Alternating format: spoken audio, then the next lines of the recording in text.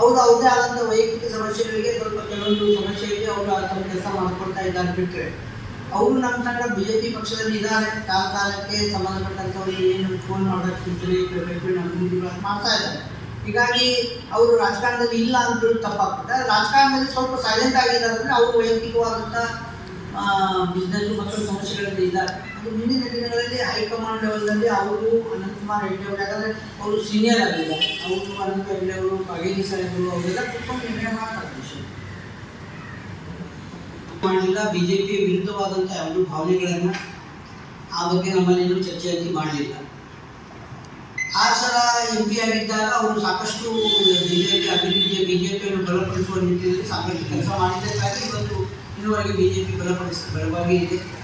ಈಗ ಬಂದಂಥ ಸಂಸದರಾದ ಕಾಗೇರಿ ಇನ್ನೂ ಹೆಚ್ಚಿನ ರೀತಿಯಲ್ಲಿ ಅಲ್ಲಿ ಬಲಪಡಿಸುವಂಥ ಕೆಲಸ ಮಾಡ್ತಾ ಇರುವುದರಿಂದ BJPಗೆ ಸಮಸ್ಯೆಯಲ್ಲಿ BJPಯ ಅಭಿವೃದ್ಧಿಯಲ್ಲಿ ಸಂಘಟನೆಯಲ್ಲಿ ಏನೂ ಸಮಸ್ಯೆ ಇಲ್ಲ. ಆದರೆ ಅವರಿಗೆ ತಮ್ಮದೇ ಆದಂಥ ಕೆಲವು ಸಮಸ್ಯೆಗಳ ಇರುವುದರಿಂದ ಅದರಲ್ಲಿ ಅವರು ಬಿಜಿ ಇರುವುದರಿಂದ ಖಂಡಿತವಾಗಿ ಆ ಸಮಸ್ಯೆಗಳ ಬಿಜಿ ಆದ ಮೇಲೆ ಅವರು ತಮ್ಮ ನಿರ್ಧಾರವನ್ನು ನಾವು ತಗೋತಾರೆ. ಆ ಸಂದರ್ಭದಲ್ಲಿ ಅವರೇ ಹೇಳ್ತಾರೆ, ನಿಮಗೆ ನಾವೇನು ಹೇಳುವುದಿಲ್ಲ. ತಪ್ಪಲ್ಪನೆ ಇದೆ. ಫೈನಾನ್ಸ್ ಗೋಷ್ಠಿಗಳಲ್ಲಿ ನಮ್ಮಲ್ಲಿ ಅಧ್ಯಕ್ಷ ಒಂದ್ಸಲ ಆಗಿ ಹೋದವರಿಗೆ ನಾವು ನಿಕಟಪೂರ್ವ ಅಧ್ಯಕ್ಷ ಅಂತ ಫೋಟೋ ಹಾಕ್ತಿದ್ದೆ. ಹೀಗಾಗಿ ಅಂಥದ್ದೇನು ನಮ್ಮಲ್ಲಿ ಇಲ್ಲ.